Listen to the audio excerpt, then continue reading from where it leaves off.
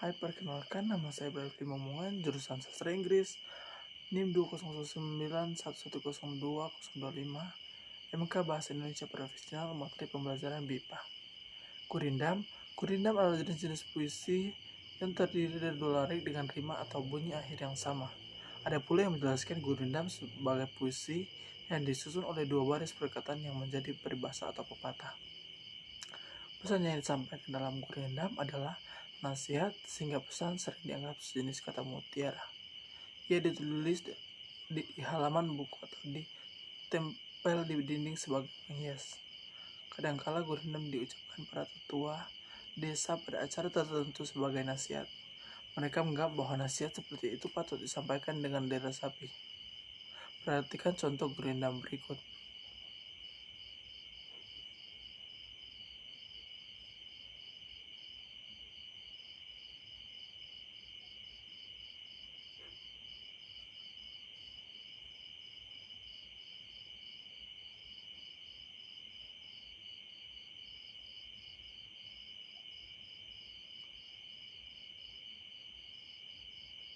Syair adalah jenis puisi dalam tradisi kesusastraan Melayu. Setiap bait syair terdiri dari 4 larik dengan bunyi akhir sama. Syair tidak berisi sampiran dan isi. Keempat larik dalam syair semuanya termasuk syair isi. Syair digunakan untuk mengungkapkan atau menceritakan apa saja yang dianggap penting. Maka di dalam syair kita dapat menjumpai cerita mitos, legenda, ajaran agama, adat istiadat, hukum pemerintahan, dongeng atau peristiwa sehari-hari. Contoh syair.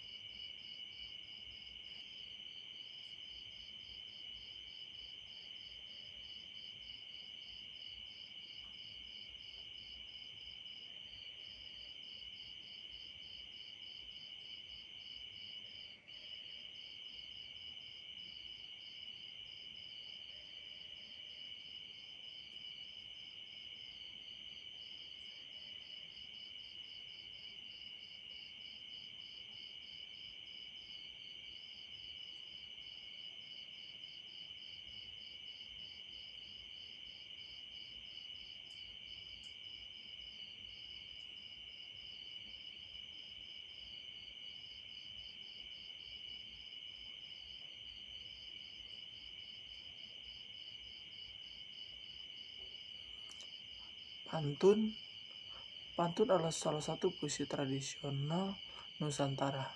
Bahkan para sarjana yakin bahwa pantun adalah puisi Nusantara, asli puisi Nusantara. Penduduk Nusantara sudah sejak lama kenal pantun. Bentuknya membuat mudah. Karena bentuk sederhana, banyak orang muda mengingat pantun. Oleh karena itu, masyarakat Nusantara dari dulu sampai sekarang suka pada pantun. Meskipun berbagai suku bangsa di Nusantara membuat pantun dengan nama dan bahasanya sendiri. Pola persajakannya yang berupa sampiran dan isi dengan bunyi akhir cirinya. Satu bait pantun disebut 4 larik perkataan atau kalimat. Larik pertama, larik kedua disebut sampiran. Fungsinya sebagai atau isyarat. Larik ketiga dan larik keempat disebut isi. Fungsinya sebagai pesan si pemantun. Jadi dalam pantun ada sampiran dan ada pula isi. Syarat lain dari pantun adalah bunyi akhir yang sama pada larik pertama dan larik ketiga, serta larik kedua dan larik keempat bunyi akhir setiap larik. Contoh,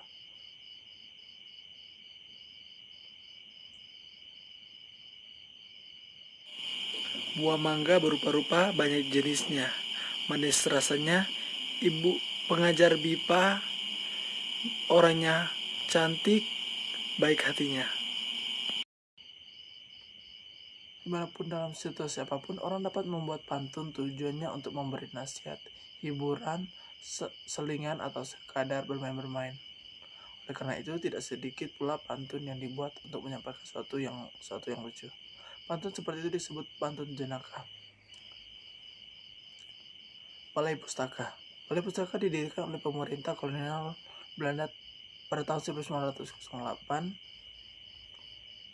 Lembaga penerbitan ini semula bernama Komisi untuk Bacaan Sekolah Pribumi dan Bacaan Rakyat. Komisi for the Inlandse School and Volkskultur, disingkat Komisi Bacaan Rakyat. Setelah kegiatannya makin bertambah, komisi ini berganti nama menjadi Kantor Bacaan Rakyat, Kantor for the Volkskultur, pada 22 September 1917, yang kemudian lebih dikenal dengan nama Balai Pustaka. Berdirinya lembaga ini sebenarnya sebagai pelaksana politik etis Belanda.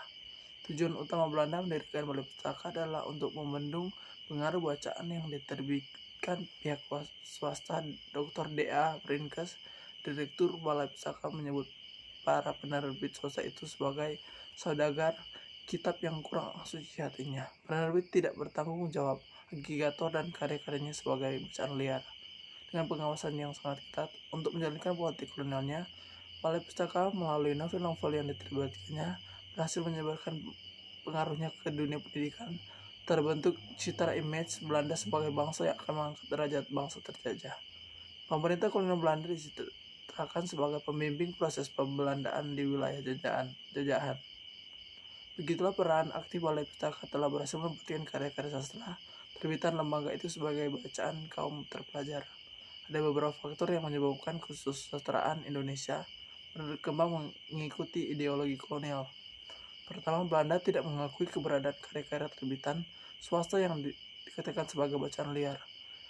Karya-karya sastra yang dipublikasikan dalam surat kabar dan majalah dianggap tidak ada. Pandangan ini kemudian dikukuhkan melalui pendidikan di sekolah. Kedua, Belanda melakukan sensor pada naskah-naskah yang akan diterbitkan Balai Pustaka. Naskah-naskah itu tidak boleh menyinggung masalah politik, pornografi, dan sara. Dengan cara demikian, Balai Pustaka memperoleh nama dan reputasi yang baik dari masyarakat. Ketiga, jaringan distribusi buku dan penyebaran perpustakaan keliling memperkuat keberadaan sekaligus pengaruh buku-buku terbitan Balai Pustaka. Pada hari tertentu, pegawai perpustakaan dan datang ke desa-desa atau pelosok kota membawa buku-buku terbitan Balai Pustaka. Masyarakat dapat meminjam buku-buku itu secara gratis. Keempat, penetapan bahasa Melayu yang sesuai dengan ejaan Van Ophusen tidak memungkinkan munculnya warna lokal kosakata asing dan istilah-istilah non-Melayu. Bahasa percakapan diubah menjadi bahasa buku yang sesuai kaidah. Kelima, penetapan bahasa Melayu mendorong munculnya sastrawan yang menguasai bahasa Melayu. Sangat kebetulan mereka datang dari Sumatera, maka bermunculan dengan sastrawan yang berasal dari Sumatera. Sebelum bala tentara Jepang datang, pada Maret 1942, sekitar 10 buah novel telah diterbitkan Balai Pustaka, beberapa di antaranya Azab dan Sengsara. 1920, karya Merari Siregar, Siti Nurbaya. 1922, karya Muhammad Rusli Muda Taruna.